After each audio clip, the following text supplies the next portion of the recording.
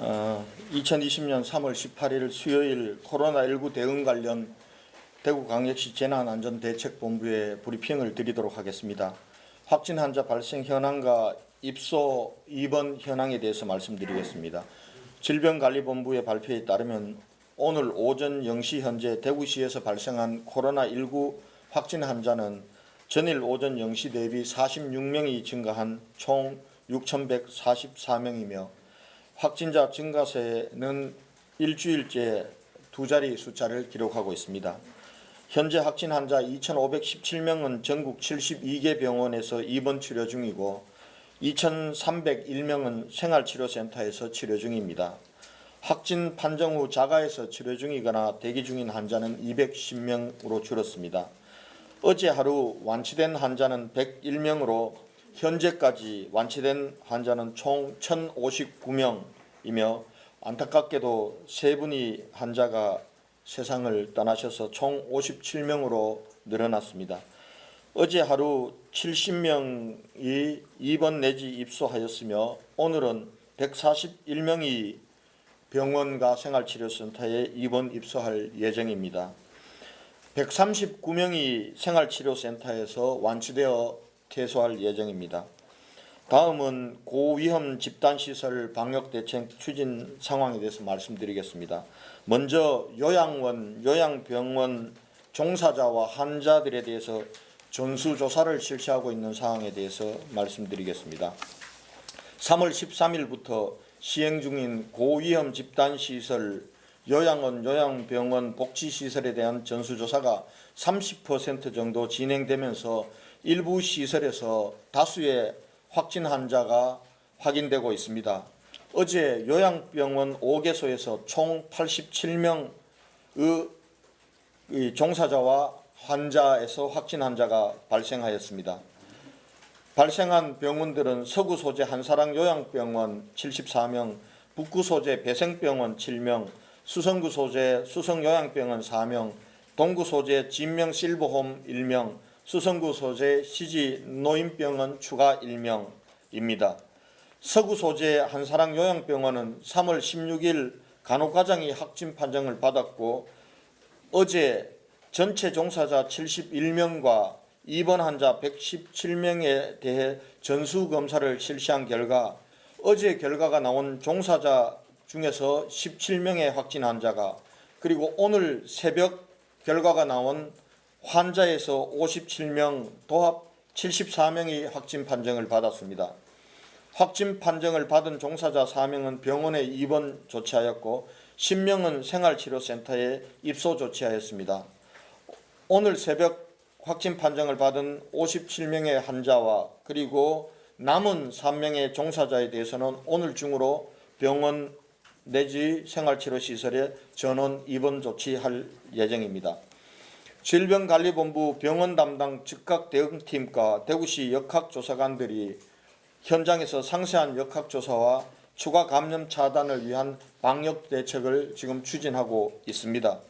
상세한 내용은 이 추가 역학조사 결과가 나오는 대로 알려드리겠습니다. 한편 북구 소재 배성병원은 3월 16일 종사자 1명이 확진 판정을 받았고 병원 내의 환자와 직원 112명을 전수조사한 결과 7명, 간호사 1명, 환자 6명이 확진 판정을 받았으며 확진 환자는 6명은 대구의료원에 이송 조치하였습니다. 또한 확진 환자가 발생한 삼병동은 코트 격리하였고 고위험 대상이라는 판단하여 집중 관리하면서 추가 검사를 계속해서 실시할 예정입니다. 나머지 요양병원은 역학조사가 완료되는 대로 설명드리도록 하겠습니다. 당분간 고위험 집단시설에 대한 전수조사로 확진 환자가 산발적으로 발생할 우려가 있으나 이는 지역사회 감염 확산을 선제적으로 격리 차단하려는 것이므로 앞으로도 일정 규모 이상의 확진 환자가 발생하더라도 적극적인 진단검사를 신속하게 실시하도록 하겠습니다. 다음은 지역 컨택센터 관리 상황에 대해서 말씀드리겠습니다. 집단 감염 발생 가능성이 높은 컨택센터에 대한 대구시 특별대책반의 추가 실태 점검과 센터 측에서 미인지 또는 퇴사 등으로 누락된 확진자를 추가 발견하여 이들 센터 측에 고지하였습니다. 그리고 관련 방역 대책을 추진하였습니다. 기존에 파악된 숫자보다 4개 센터 10명의 확진 환자가 늘어나 총 21개 센터 73명의 확진자가 발생한 것을 확인하였습니다. 컨택센터 확진자는 대다수가 24일부터 3월 7일 사이에 발생하였으며 신천지 교인과 관련된 것으로 추정되고 있습니다. 3월 11일 이후에는 확진자가 없이 안정적으로 관리되고 있습니다. 다만 3월 15일에 확진된 SK텔레콤 제2센터 직원 1명은 역학조사 결과 컨택센터와 직접 연관이 있는 것이 아니라 확진 판정을 받은 외부 지인과의 밀접 접촉으로 감염된 것으로 파악되었고, 이 환자는 자가격리 중에 확진 판정을 받았습니다. 한편 대구시는 컨택센터에서 추가적인 확진자가 발생하지 않도록 3월 말까지 운영 중단을 요청한 결과 통신 3사 등 17개사가 추가로 동참하여 현재 68개 센터 중 39개 센터가 운영 중단에 동참하고 있습니다. 고위험군으로 분류된 컨택센터에서 추가적인 확진자가 발생하지 않도록 전담 인력을 지정하여 특별 관리하고, 아직까지 폐쇄하지 않은 업체에 대해서는 운영 중단을 요청하는 한편, 불가피하게 운영할 경우 교대 근무와 이격 근무, 발열 체크 등의 조치를 취하도록 하고 있습니다. 환자의 건강 상태와 관리에 대해서는 대구시 감염병관리지원단 김신우 단장님께서 역학조사 진행 상황에 대해서 추가적인 설명은 김종년 부단장께서 제 브리핑이 끝난 후 설명드리도록 하겠습니다. 어제 국회에서 코로나19 대응 정부 추가 경정 예산안이 의결되었습니다. 당초 정부 추경안 11조 7천억 원 중 대구 경북 지역 지원 정부 예산안은 6,209억이었고 이마저도 대부분 금융지원 방식의 간접지원 방식이었으나 특별재난지역 선포 후속 조치로 국회에서 1조 394억 원이 증액되어 통과되었습니다. 전국 대상 일반 사업 중 대구 경북 배정액 약 7천억 원 정도를 추가하면 약 2조 3,600억 원이 지원될 예정입니다. 국회에서 추가 증액된 세부 내역을 살펴보면 지역경제 활성화 등 재난대책비 4천억 원, 피해점포 회복 지원 2,262억 원, 소상공인 전기료 감면 및 건강보험료 감면 1,111억 원 등 총 7,373억 원이 추가 편성되었고, 소상공인과 중소기업 금융지원으로 2,121억 원, 고용지원 및 긴급복지지원에 900억 원이 추가 편성되었습니다. 이번 추경 예산은 당초 대구 경북이 요청했던 긴급 생계 지원과 그리고 긴급 생존 지원에는 크게 못 미치는 액수이고, 특히 긴급 생계 지원비가 600억 원밖에 편성되지 못한 것은 참으로 아쉬운 일입니다. 그러나 정부 안에 없던 특별재난지역 후속조치 예산 1조 394억 원이 반영되고, 이 중 중소상공인이나 자영업자 등에 대한 피해 보상 등의 금액이 반영된 것은 다행입니다. 따라서 대구시는 자체 예산 2천억 원 이상으로 우선 생계 위기에 직면한 일용직 근로자, 식당 종업원들 등에 대한 긴급 생계자금을 신속히 지원하고, 어제 통과된 정부 추경 예산은 집행안을 촘촘히 마련하여 예산이 배정되는 대로 코로나19 사태로 위기에 처한 자영업자와 중소상공인에게 긴급 생존자금으로 집행하겠습니다. 대구시는 이 예산들이 필요한 시민들에게 제때 신속하게 집행될 수 있도록 대구시 관련 기관, 시민사회 전문가들이 참여하는 긴급지원심의위원회를 구성하여 공정하고 투명하게 집행되도록 하겠습니다.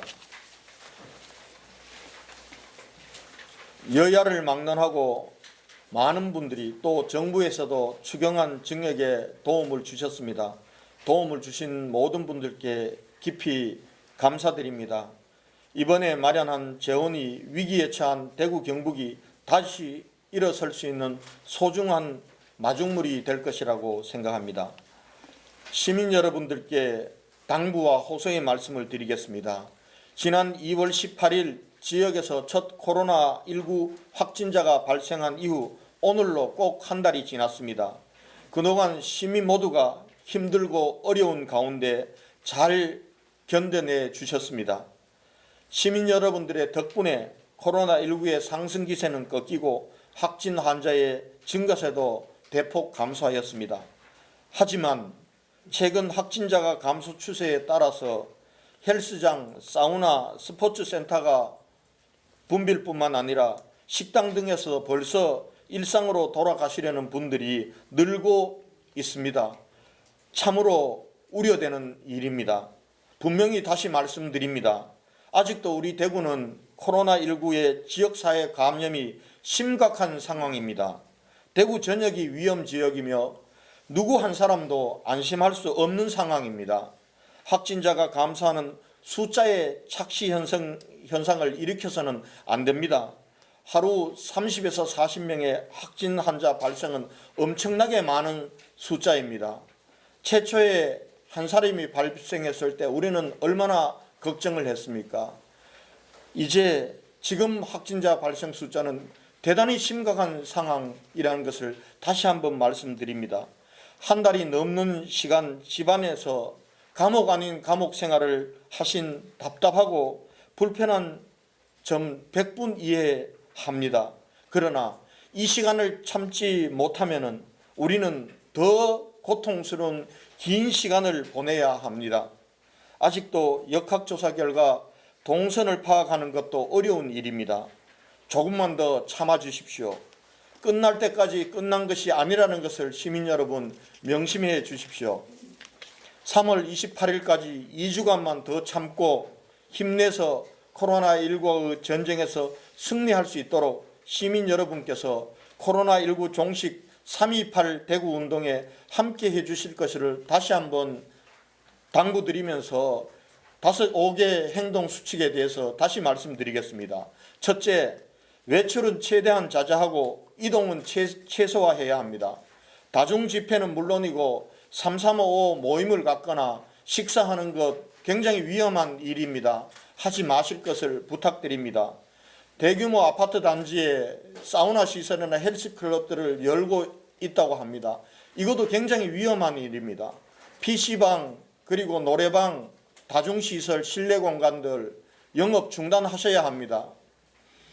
둘째, 손 씻기, 2m 거리 두기, 마주보고 식사하지 않기 등 개인 위생 수칙을 더 철저히 지켜주시기 바랍니다. 셋째, 발열, 기침, 오한, 구토, 설사 등 증상이 있으면 출근하거나 외출을 하지 마시고 바로 질병관리본부 콜센터나 보건소에 연락하여 안내를 받은 후 코로나19 검사를 받아주십시오. 또 검사를 받은 후에는 결과가 나올 때까지 반드시 자가에서 대기하고 타인과의 접촉을 피해 주실 것을 부탁드립니다. 네 번째, 완치자들이 많이 늘어나고 자가격리 해제자들도 많이 늘어납니다. 그러나 완치되었거나 자가격리에 해제되었다고 안심할 수 없습니다. 이분들도 스스로 건강체크를 세심히 하고 사회적 거리두기에 철저하게 실천해 주실 것을 부탁드립니다. 참으로 힘든 시간들입니다. 그러나 그동안 우리는 잘 해왔습니다. 대구를 세계가 자랑하고 있습니다. 부러워하고 있습니다. 닮으려고 하고 있습니다. 우리가 사회적 거리두기 운동은 철저히 해야 됩니다. 만나지는 못하더라도 서로에게 전화나 문자로 그리고 SNS로 서로 격려하고 응원하는 일은 잊지 맙시다. 대구 시민 여러분, 우리 할 수 있습니다. 조금만 더 참고 힘냅시다. 제 브리핑 여기까지 마치고 김신우 단장님과 김종현 부단장님께서 추가적인 설명을 드리도록 하겠습니다.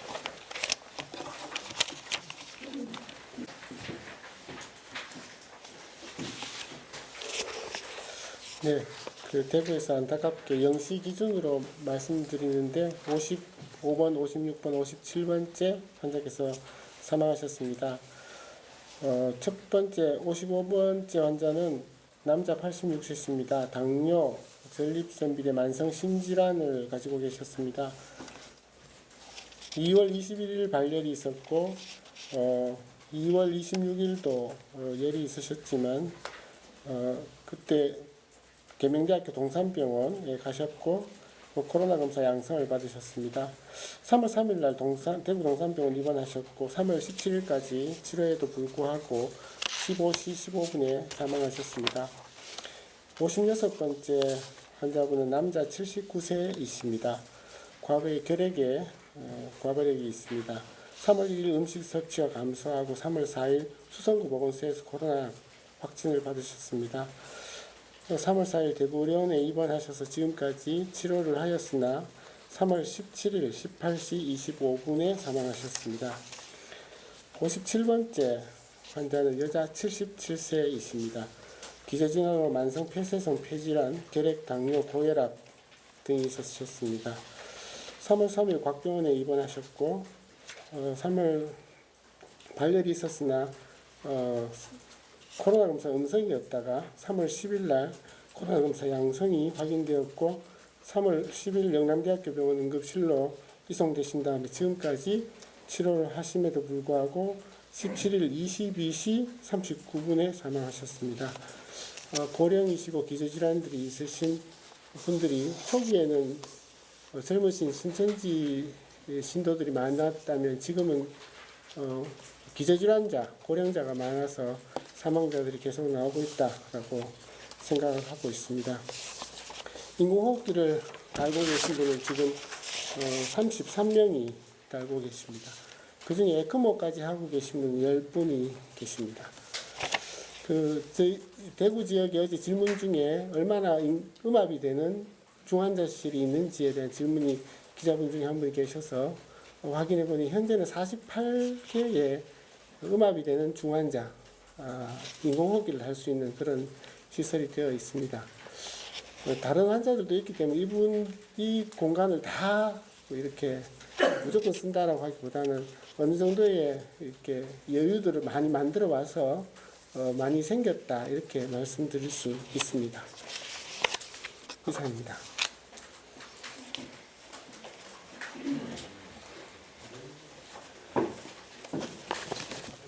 네, 역학조사 주요 결과에 대해서 말씀드리겠습니다. 3월 17일 0시 기준으로 추가되었던 32명에 대한 역학조사 결과부터 먼저 말씀드리겠습니다. 32명 중에 신천지 신도는 없으며 관련 접촉자가 7분, 기타 확진자의 접촉자가 9분, 나머지 14분은 저희가 역학조사 중입니다. 어제 실시되었던 주요 역학조사 결과에 대해서 말씀드리겠습니다.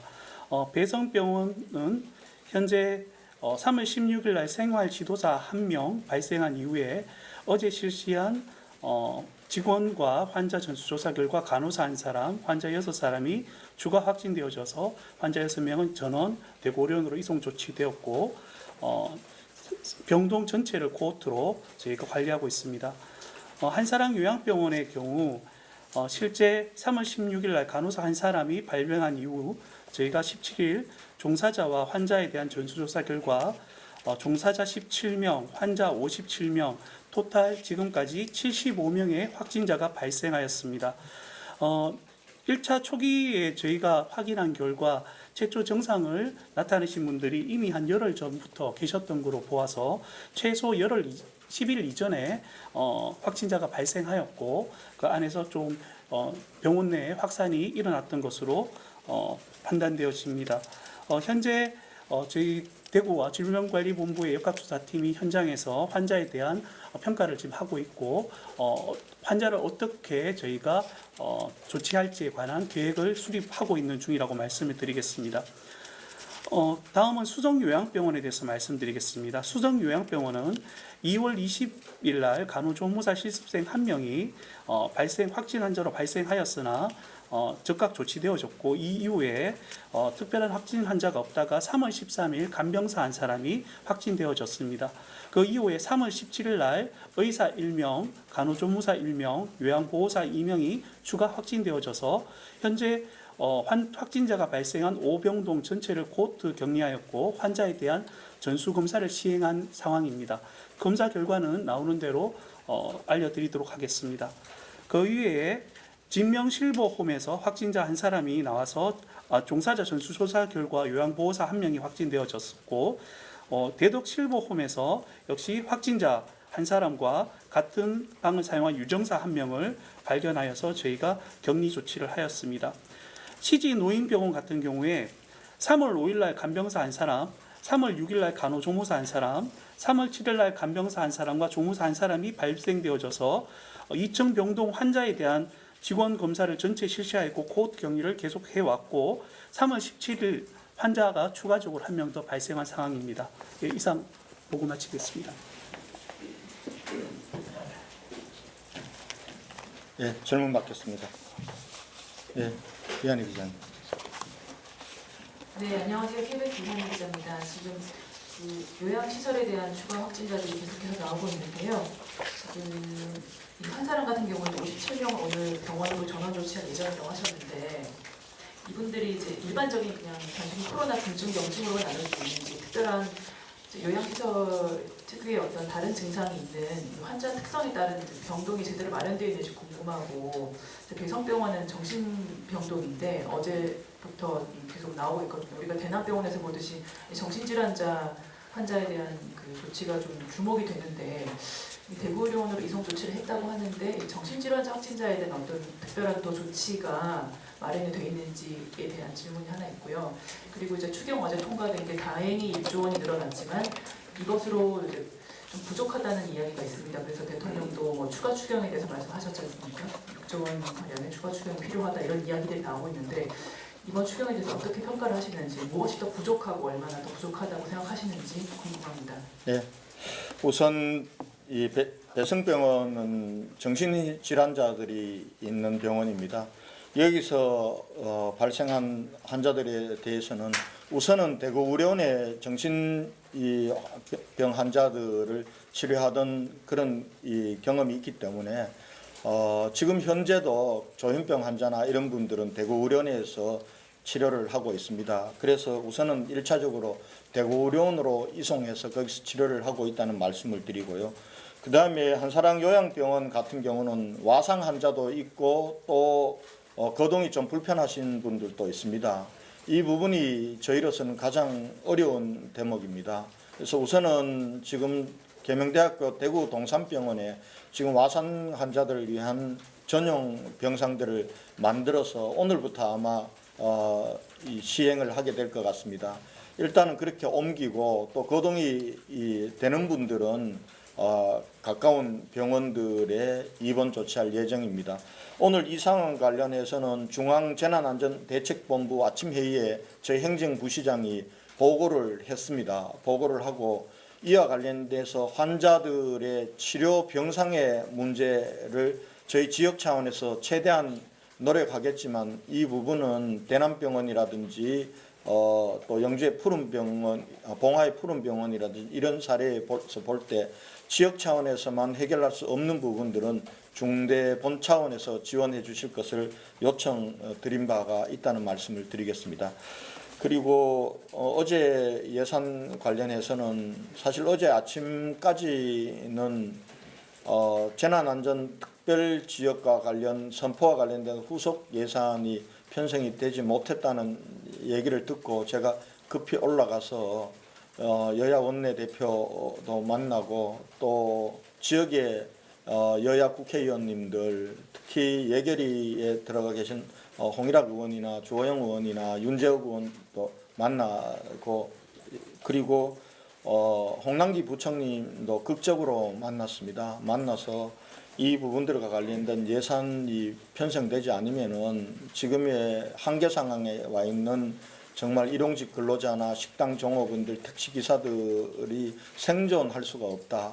그리고 또 지금 한 달 이상 완전히 산업활동이 마비되어 있는 상태에서 자영업자들 그리고 중소상공인들이 지금 이 시기를 견디지 않으면 회생이란 없다. 지금은 생존에 대해서 지원해야 될 시기다.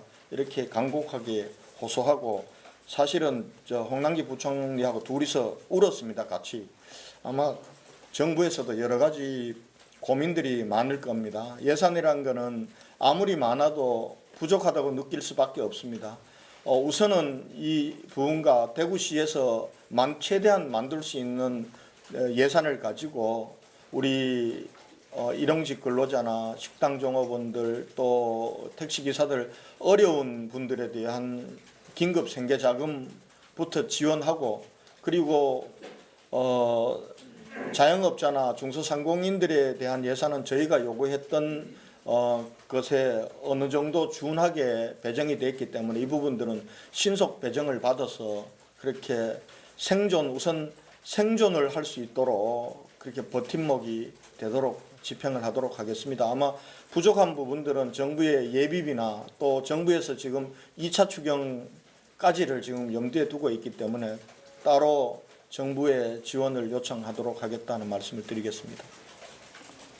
예. 네, 질문하십시오.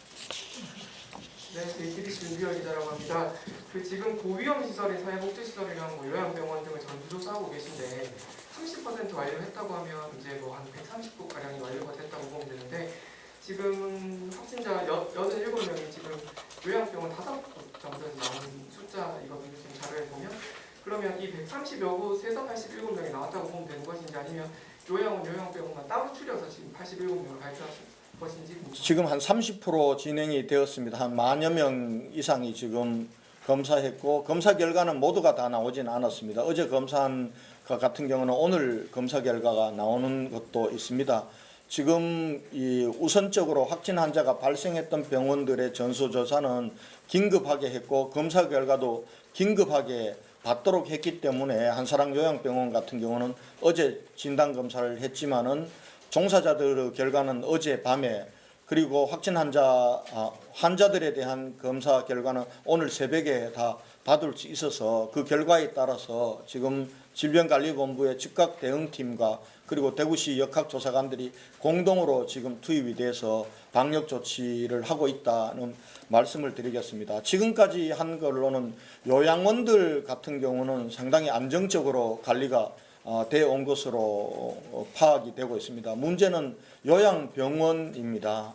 요양병원 같은 경우는 앞으로도 이러한 대규모 내지는 소규모의 집단 발병 사례가 확인이 될 거라고 봅니다. 그러나 그것을 감수하면서도 저희가 요양원과 요양병원에 대한 전수조사를 계속 신속하게 할 겁니다. 그대로 두면은 안에서 더 감염이 더 퍼지고 또 그것이 지역사회로 전파될 우려가 있기 때문에 저희들이 요양원과 요양병원에 대해서는 집중적인 전수 진단검사를 아마 이번 주 내로는 마친다는 목표를 가지고 하고 있다는 말씀을 드리겠습니다. 확진자가 발생하지 않을 수가 없습니다. 발생하는 대로 거기에 따른 조치를 계속하면서 지역사회로 확산을 차단하는 조치도 하겠습니다. 이것은 신천지 교인들이 고위험군일 때 저희는 전수조사를 했습니다. 전수조사를 할 때는 어마어마하게 많은 이 확진 환자들이 나왔지만은 이 조사를 끝내고 나서는 확진 환자들의 감소세가 대폭 감소했기 때문에 이 부분들을 그냥 두고는 코로나19 종식이라는 것들을 우리가 기대할 수 없기 때문에 당분간 확진 환자가 많이 나오는 것에 대해서 우리가 너무 놀랄 일도 아니고 또 그 부분들을 너무 경시할 일도 아니라고 생각합니다. 그렇게 앞으로 해나가겠다는 말씀을 드리겠습니다. 예, 박무원 기자님.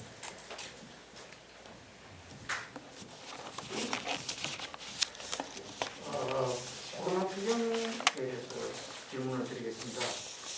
어제 발표한 걸 보면 확정되고 나면 발표한 걸 보면 두루뭉실하게 되어 있는 것 같습니다.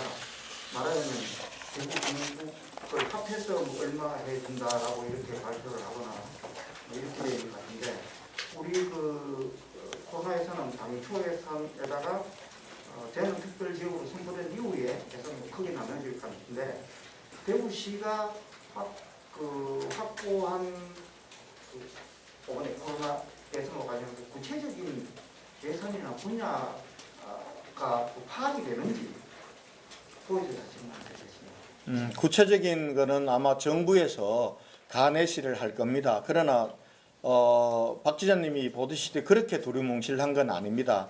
우선 크게 보면은 세 파트로 나누어져 있습니다. 방역이라든지 그 다음에 정책 자금 같은 걸 지원하는 간접 지원 파트가 한 파트가 있고요. 두 번째 파트는 어제 새롭게 들어간 겁니다. 특별 재난 지역의 후속 조치 예산들이 들어가 있습니다. 특별 재난 지원 후속 대책 예산이 지금 1조 394억입니다. 이 부분들은 특별 재난 지역에 해당되는 것이기 때문에 이 부분들은 대구와 경북 특별 재난 지역으로 선포된 일원에 구체적으로 아마 기재부와 그리고 관련 부서들이 이렇게 배정을 할 예산이고요.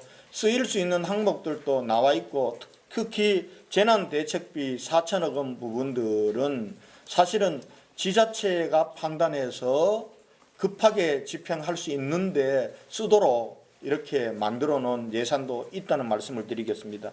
그리고 세 번째 파트는 전국을 대상으로 해서 편성된 거에서 대구, 경북, 몫으로 내려올 수 있는 이 부분이 한 7천억 원 정도 됩니다. 그래서 아마 세세한 부분들은 정부 예산안이 내시 지방으로 내시되면은 구체적으로 알겠지만은 그렇게 걱정하실 정도로 두리뭉실한 건 아니라는 말씀을 드리겠습니다. 네, 예, 경향신문. 네, 경향신문 백경렬 기자입니다. 고생 많으십니다.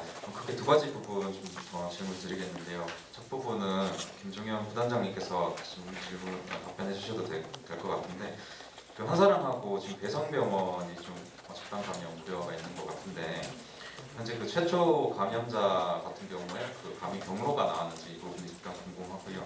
그다음에 한사람 같은 경우에는 지금 환자 수가 많은데 대부분 좀 고령일 걸로 예상이 됩니다. 그래서 지금 고령자 비저질환 있는 분들은 사망 비율이 높은데 혹시 연령대별로 구분이 됐는지, 또 지금 병원에 옮길 예정이신데 그 동산병원이 어제인가 말씀하실 때 20병상 정도 규모로 알고 있는데 그 와상 환자가 계속 추가될 우려가 있잖아요. 지금 30% 정도 됐는데 그 추가 확보 계획이 혹시 나와 있는지 이 부분이 좀 궁금합니다. 그리고 나머지 부분은 행정조사 어제 또 신천지 대구교회에서 했는데 어제 통해서 이제 나왔던 성과 이런 부분하고 앞으로 계획 일정이 좀 어떻게 되는지 이 부분이 궁금합니다. 네. 신천지 교회 행정조사와 관련해서는 아직 조사가 진행되고 있기 때문에 제가 정확한 부분들은 조사 결과가 나오면은 말씀을 드리도록 하고, 우선 지금 제가 말씀드릴 수 있는 것은 일단은 신천지 교회에 우리가 영치했던 48대뿐만 아니라 그 안에 있던 160대 전체에 대해서 경찰 포렌식 팀하고 같이 조사를 했다는 말씀을 드리겠습니다. 가장 우리가 집중적으로 보았던 부분들은 명단입니다. 그동안 신천지 교회 측에서 계속해서 한 3차례, 4차례에 걸쳐서 명단 부분들을 줬기 때문에 혹시 신천지 교인 명단에 누락된 것이 있느냐를 판단하는 것이었습니다.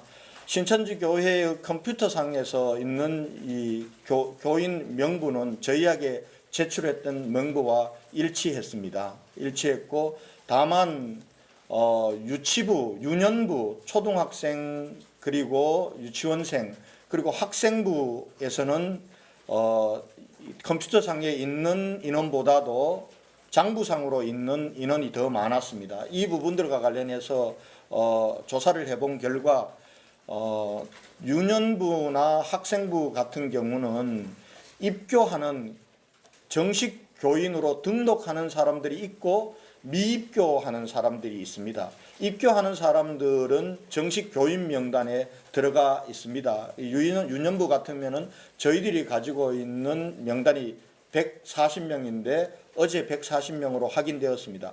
다만 미입교됐던 부분들과 관련해서 이 부분들에 대한 명단은 저희들이 추가로 확보를 했습니다. 해서 그저께 브리핑에서 말씀드렸듯이 이분들 292명입니다. 그러니까 142명보다는 훨씬 많죠. 이 전체 중에 208명은 진단검사를 마쳤고 마치지 못했던 84명에 대해서는 그제 다 통화를 했습니다. 통화를 해서 타 기관으로 주소가 다른 지역이라서 이관해야 될 7사람은 이관을 시켰고, 6사람은 통화를 되었는데 부모님도 음성이고 자기도 증상이 없고 상당한 시간이 지났기 때문에 검사를 받지 않겠다라고 해서 그 부분은 인정을 해줬습니다. 나머지 사람들은 다 진단검사를 받기로 했고 어제 44명이 진단검사를 받았다는 말씀을 드립니다.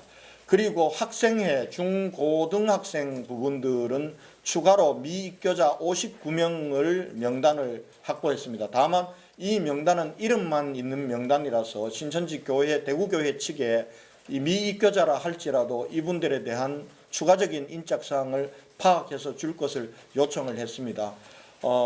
지금 신천지 교회 총회 측에서 확인된 것, 신천지 교회 측에서 확인된 것, 서버상으로 나타나는 교인 수는 저희가 확보하고 있는 것하고 다르지가 않고 일치했다라는 말씀을 드리겠습니다. 그리고 추가로 5개 시설 부분들과 관련해서 기록물들을 분석해 본 결과 제가 그저께 할 때 5개가 발견되었다고 말씀을 드렸습니다. 확인해 본 결과 1개 시설은 신천지 교인이 운영하고 있는 전도방이었습니다. 이 부분들은 저희들이 폐쇄 조치를 했습니다. 나머지 2개 부분들은 확인해 본 결과 이미 저희들이 확보해서 폐쇄 조치하고 있는 곳이었습니다. 그리고 축구 동아리가 운영했다고 하는 사무실은 학교에 확인해 본 결과 사무실은 없었고 운동장을 한 달에 1, 2회씩 빌려서 쓴 것으로 확인되었고 본인들의 진술도 그래서 이 부분들은 사무실은 별도로 없는 것으로 확인되었습니다. 나머지 하나 예술 동아리들이 운영했던 곳은 상설 사무실이 아니라 임차 사무실로 확인이 되었습니다. 그래서 우리가 기록 조사를 통해서 5개 추가 의심이 되었던 시설은 하나가 시설이 더 있는 걸로 되었고 이것도 신천지 교회층에서 자기들이 운영했던 시설이 아니라 교인이 운영했던 시설이다라는 증빙 자료까지 가지고 와서 해명을 했습니다. 그러나 이 부분들은 교인들이 모여서 사용했던 시설이기 때문에 교인이 운영했다 하더라도 폐쇄 조치했다는 말씀을 드리겠습니다.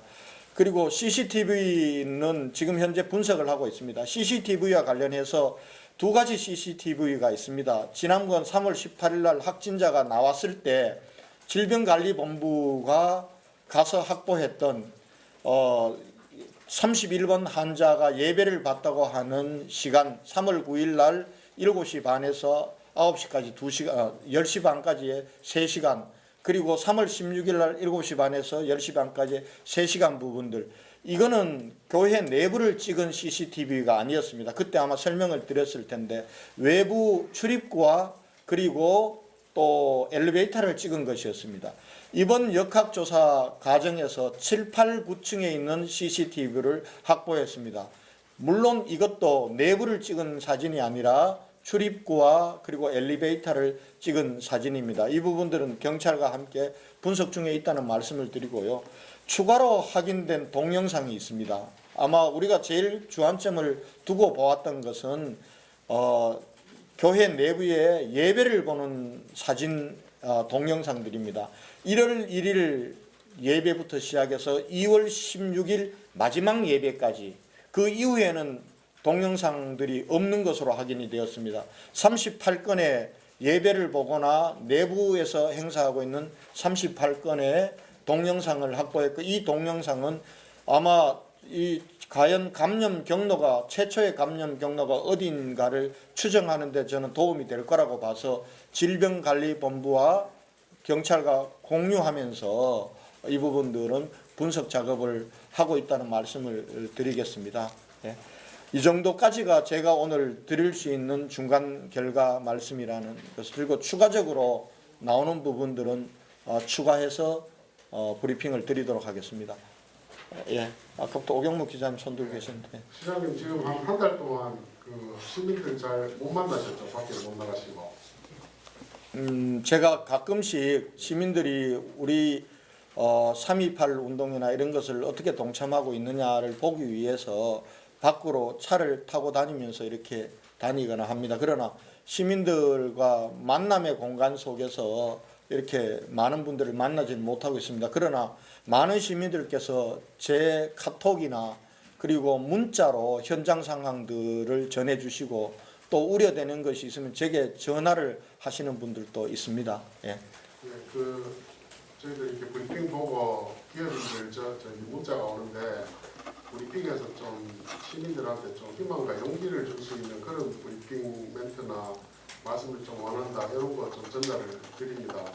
우리가 이제 너무 긴장해서 대응하는 것도 지금은 필요한 시기고 어쩔 수 없지만 어떻게 보면 좀 이게 장기전으로 갈 수 있기 때문에 어느 정도 유연하게 대응하는 것도 시민들한테 좀 불안을 해소하는 데 도움을 줄 수 있다고 봅니다. 질문 드릴 거는 지금 교육청에서 학생들이나 뭐 이런 확진자 정보 공유 관련해서 일부 지자체에서는 뭐 공유를 한다는 그런 보도도 있고 한데 이게 지금 학교는 지금 개학을 연기해놨기 때문에 괜찮은데 학원은 일부 개원을 할 수도 있거든요.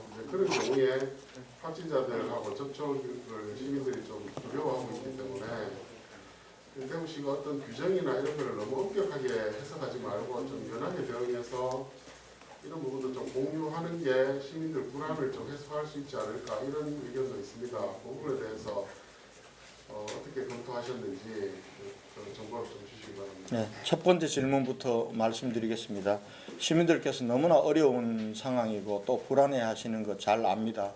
그러나 지금 우리가 희망을 얘기하면서 경계를 늦출 때가 아니라고 생각합니다.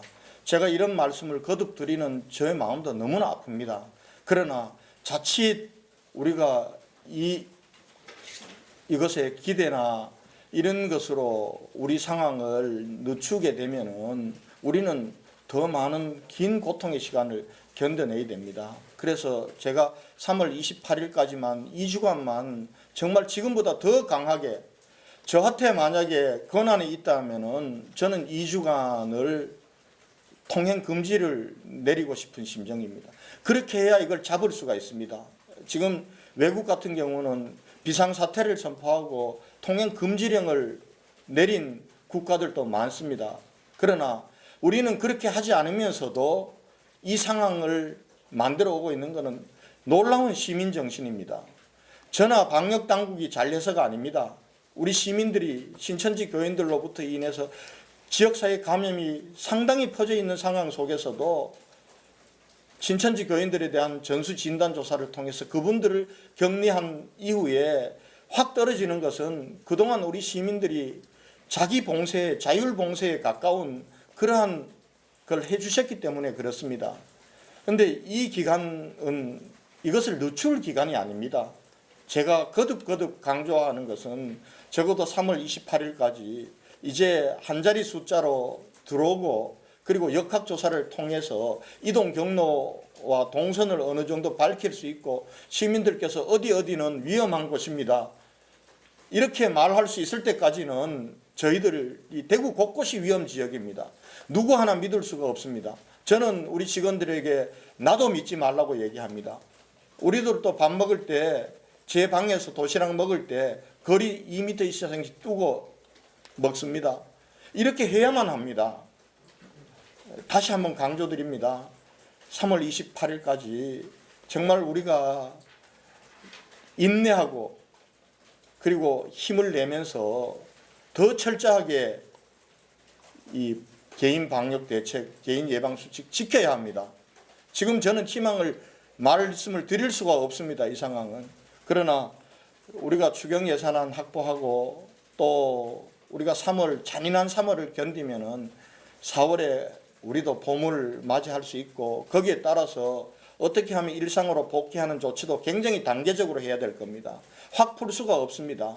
왜냐하면 지금 세계가 팬데믹이고 그리고 우리 대한민국 전역이 아직도 불안한 상황이고 이런 상황에서 단계적으로 일상으로 돌아가는 프로그램도 그때 가서 상황을 보면서 만들도록 하겠습니다.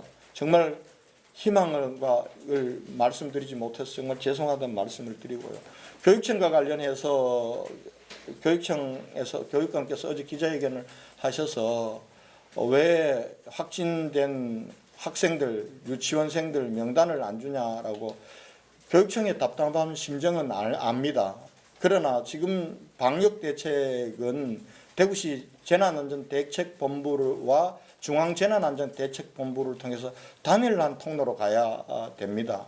지금 대구 상황은 학생들의 명부를, 확진 환자 명부를 가지고 개별 학교가 대응할 수 있는 상황이 아닙니다. 그래서 4월 6일까지 대구뿐만 아니라 전국을 지금 학교 개학을 연기한 그런 조치를 취한 겁니다. 그 사정은 알지만은 이 명부는 법적으로 못 주게 돼 있습니다. 그리고 자칫 우리가 방역적인 차원에서 법을 어기고 교육청에 줬을 경우 이 유치원생들, 초등학생들, 이 학생들에 대한 엄청난 피해가 갈 수 있습니다. 그래서 지금 주는 데가 없습니다. 다만 어떤 언론에서 부산 예를 들었는데 부산은 학교 확진 환자들이 발생 건수가 굉장히 낮기 때문에 부산시 방역당국과 학교가 역학조사를 같이 하고 있습니다. 그러다 보니까 당연히 학생들에 대한 정보가 공유되는 겁니다. 우리도 만약에 지금 부산처럼 산발적으로 학교 학생들이 나왔다면 당연히 그렇게 해야 됩니다. 그러나 우리는 역학조사가 무너진 시간이 상당한 시간이 있었고 돌아봐서 찾아보니 학생들 상당한 수가 이미 감 확진자로 되어서 생활치료센터나 병원에 가 있는 상황이 됐습니다. 지금 이제 명단을 그렇게 줄 수는 없습니다. 어디도 주고 있지 않습니다. 경상북도도 주지 않고 경기도도 주지 않고 제가 교육청의 답답한 심정은 이해합니다. 아마 다시 4월 6일 이후 개학을 어떻게 할 건가는 교육당국 전체가 아마 판단을 할 텐데요. 그때 정말 이 명단이 학교별로 방역을 하는데 필요한 부분들이 있다면은 중대본과 질병관리본부와 그리고 우리 대구시가 협의해서 교육청과 함께 할 것입니다. 오늘 중대본 회의에 우리 행정부시장이 이 부분과 관련해서 공식적으로 중대본 차원의 지침을 달라고 말씀을 드렸습니다. 그래서 그 부분들 관련해서 우리 학교와 교육 일선에 계신 분들 답답하겠지만은 이 명단을 주는 것으로 해결할 수 있는 상황이 아니다라는 부분들을 이해해 주실 것을 부탁의 말씀을 드리겠습니다. 예. 예, 저 연합뉴스 최소위원입니다. 한 사람 요양병원 관련해서 여쭤보려고 합니다. 지금 이제 브리핑 자료 보면 16일날 간호과장이 갑자기 판정을 받았다고 처음으로. 그다음 김종현 단장님 말씀으로는 10일 전부터 증상이 있었고 10일 이전부터 확진자가 발생한 듯 하다라고 말씀하셨습니다. 그러면 병원 조치는 어떻게 되는지 그리고 이런 증상이 있었을 때 그 보고서라든지 이런 것을 바로바르게 신고가 돼서 어떤 조치가 이루어졌는지 거기에 대해서 시장님 또는 부단장님께서 말씀. 3월 16일 날 간호부장이 확진 판정을 받았습니다. 즉각적으로 투입되어서 저희들이 역학조사를 확인해 본 결과 그 환자들 중에는 증상이 있는 환자가 있다는 걸 확인했기 때문에 어제 전수조사를 하게 된 것입니다. 이 부분과 관련해서 좀 요양병원들에 대해서 부탁드리고 싶습니다. 요양병원에 근무하시는 분들은 의사, 간호사, 간병사, 환자를 돌보고 있는 분들입니다. 환자의 상태가 만약에 발열이 있거나 이런 의심 증세가 있을 때는 그 차원에서 즉각적으로 조치하고 저희 대구시나 보건소에 신고해 주셔야 됩니다. 그래야 빨리 이걸 해결할 수 있습니다. 그리고 요양병원이나 요양원에 근무하시는 분들 고생을 잘 압니다. 그러나 늘 지금 집단시설은 감염의 고위험 대상입니다. 그래서 거기에 근무하시는 분들도 사실은 코드 격리가 되지 않더라도 자기 격리 부분들은 철저하게 지켜주셔야 됩니다. 그 부분들에 말씀을 드리고요.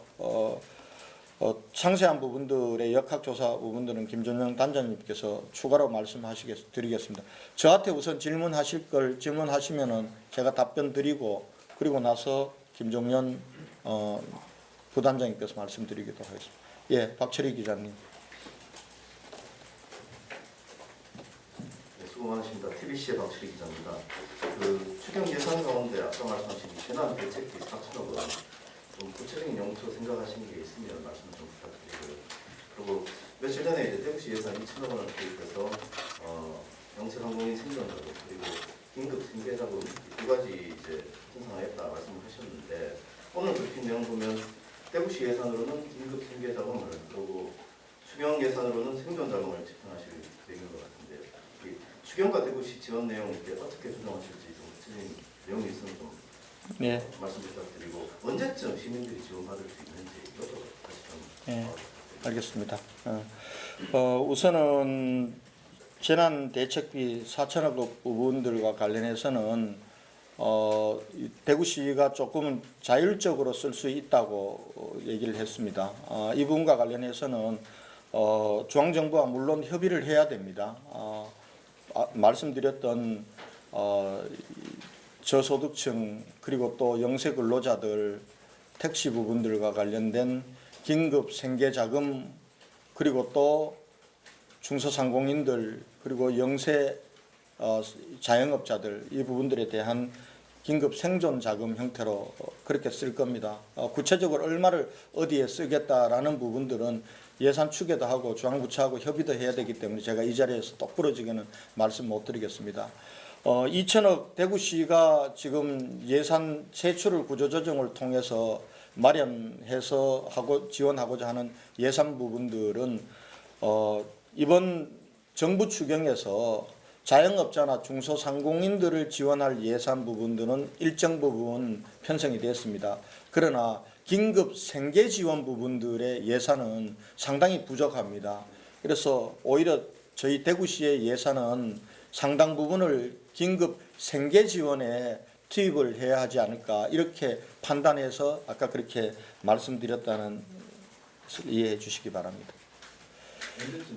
언제쯤 지원 가능하면 빠른 시간 내에 하겠습니다. 지금 예산 편성 작업을 하고 만약에 정부 이 지원 예산의 내시가 우리한테 내려오는 것이 빨리 내려오게 되면은 함께 추경을 하는 것이 가장 이상적이라고 보는데 아무래도 정부 내시의 시간이 좀 걸릴 수도 있고 또 지원과 관련된 세제 감면과 관련 조례 개정도 해야 되기 때문에 우선 대구시 의회와 오늘 오후에 협의를 합니다. 협의를 해서 대구시 의회를 다음 주 중에는 열어서 대구시 의회에서 조례도 개정하고 그리고 대구시가 마련한 예산 그리고 정부에서 목을 딱 정해서 우리가 우선 내시되기 전에 가내시 형태로 쓸 수 있는 예산 부분들은 같이 묶어서 다음 주 내로 의결을 하고 그리고 집행 부분들을 신속하게 하도록 그렇게 하겠습니다. 4월 들어가면은 바로 집행이 될 수 있도록 최선을 다해서 신속하게 하겠다 이런 말씀을 드리겠습니다. 예, 그러면은 저한테 질문 이 정도로 마치고 우리 김정현 부단장님께서 한사랑 요양병원 등에 대한 추가적인 말씀을 드리도록 하겠습니다.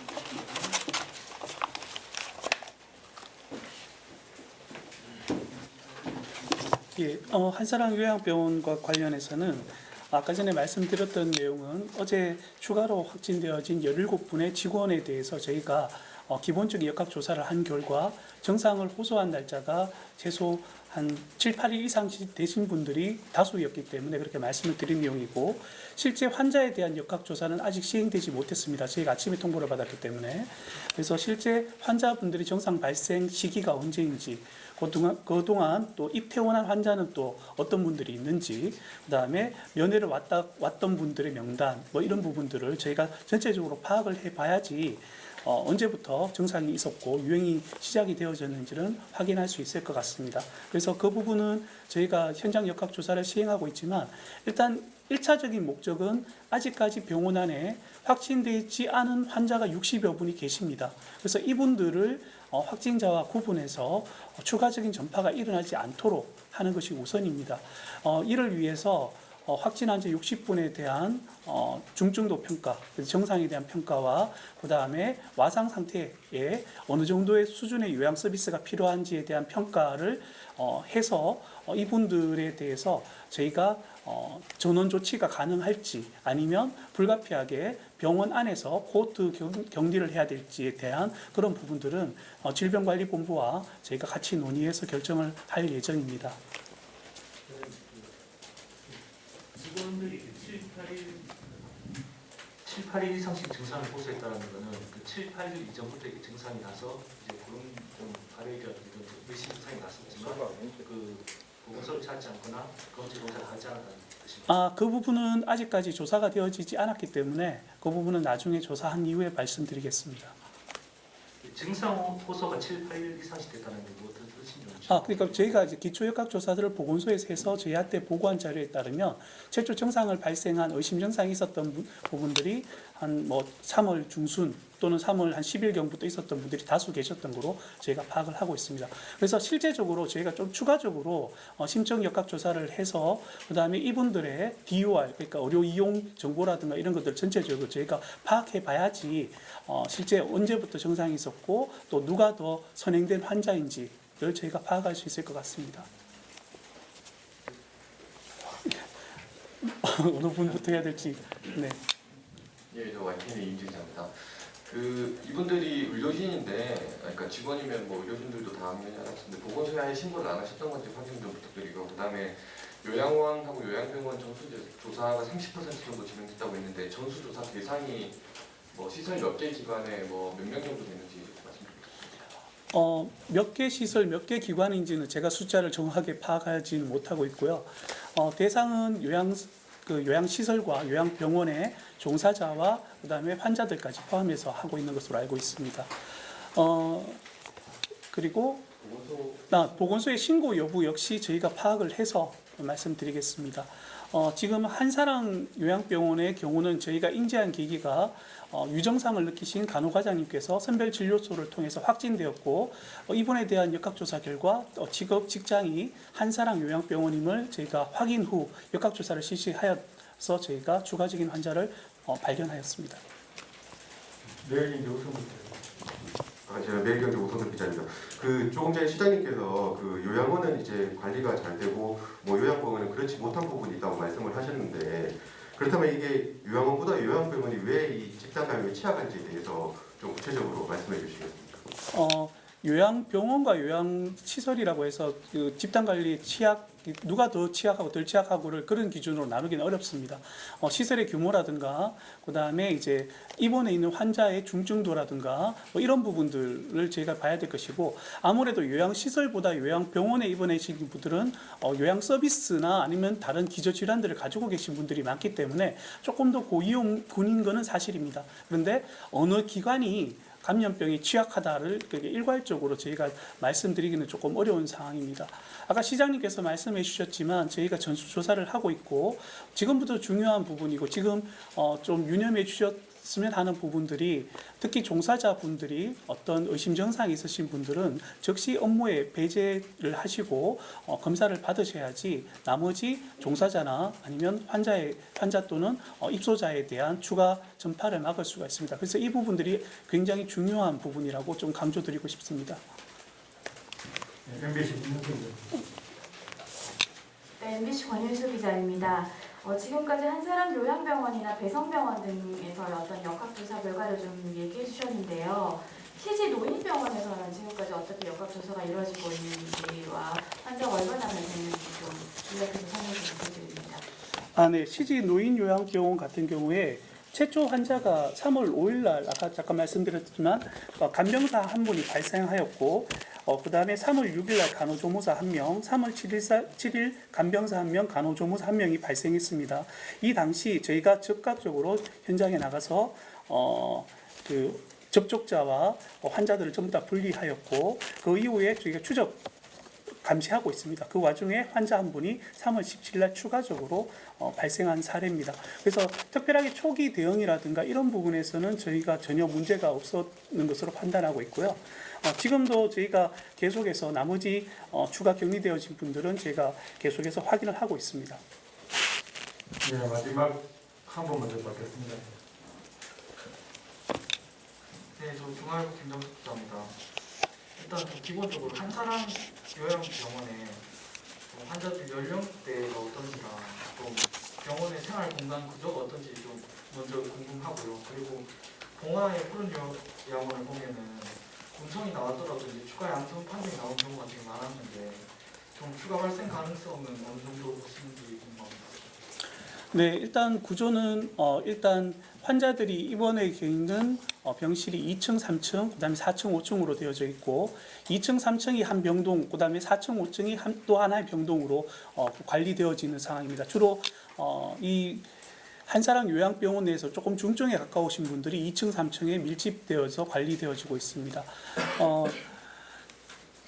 환자분들의 연령대라든가 이런 부분들은 저희가 나중에 정확하게 해서 알려드리도록 하겠습니다. 제가 그 수치를 지금 다 알고 있지는 못하고요. 그 다음에 질문하신 게 추가 발생 가능성은 조금 구조 자체가 요양병원의 특성상 저희가 확인한 결과 직원분들은 마스크를 착용한 상태에서 요양 환자들을 이렇게 간호하신 것으로 치료 또는 간호를 하신 것으로 알고 있지만 특성상 상당 부분의 이제 접촉들은 있었던 것으로 파악을 하고 있고 특히 이 안에 지금 60여 분의 나머지 환자분들도 감염의 가능성이 전혀 없다라고 말씀드리기는 어려운 상황입니다. 그래서 60분에 대해서는 저희가 추가적인 이 접촉 정도를 저희가 평가해서 위험도를 평가해서 밀접 접촉자와 아닌 분들로 이제 구분하고 그 구분된 위험도에 따라서 병실 안에서 저희가 어떻게 조치할지를 저희가 판단하는 계획입니다. 네, 여기까지 네. 우리 연합의 최소 기자님께서 질문하셨던 부분이 자칫 잘못 나가면 오해가 있을 것 같아서 그 환자들이 일주일 전부터 증상을 호소했다라고 하는데 호소한 게 아니라 이제 이 환자들이 이 발생 17명의 환자가 어제 발생했지 않습니까? 그분들을 대상으로 보건소에서 기초 역학 조사를 합니다.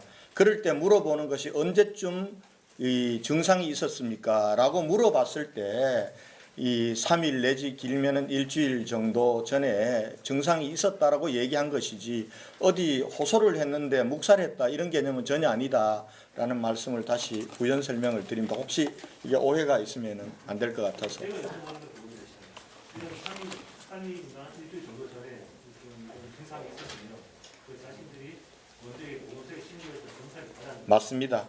그렇게 신고 검사를 안 하고 그냥 일상적으로 출근을 해서 이제 환자들과 접촉을 했는지 그걸 그분들은 아마 16일 날 그저께 있었던 간호과장은 본인의 이상 증세를 보고 본인이 선별진료소를 찾아가서 검사해서 확진을 받은 케이스 아니겠습니까?